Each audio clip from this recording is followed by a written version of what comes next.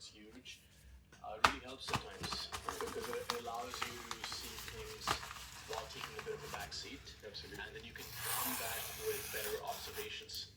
I was going to use that word actually. It puts you in a position of being an observer instead of, at that point in time, a participant that is in the throes of all the chaos that be around you. And that's super critical because when you are in the arena, when you are part of that conversation, your mind is going through multiple things. So sometimes it just helps to zoom out and then make decisions. So I believe that is something I would tell my younger self to really think over decisions and breathe over them, observe them rather than just taking some decisions in impulse, right? And also getting too attached to the outcomes. Thank you very much for sharing that. That first message, power is having desire without becoming too attached to the outcomes. Exactly. First message, thank you very much. What's the second message in your letter to your younger self?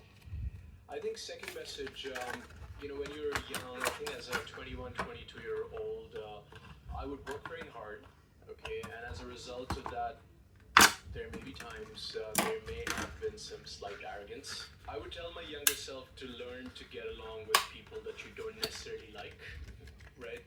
I think when I was 21 to probably even 28, 29, 30, if I did not like somebody or even the person that I'm potentially reporting into, I'll make it very obvious. And that doesn't help because everybody has an ego. Yes, absolutely. And it's important for us to understand that and respect that.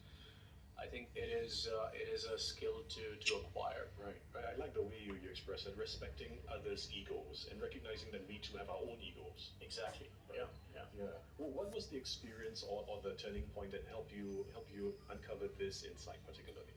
I feel that we are at peace when we're really curating the best relationships around us, right? If we have good relationships around us, the state of our mind is upbeat in general.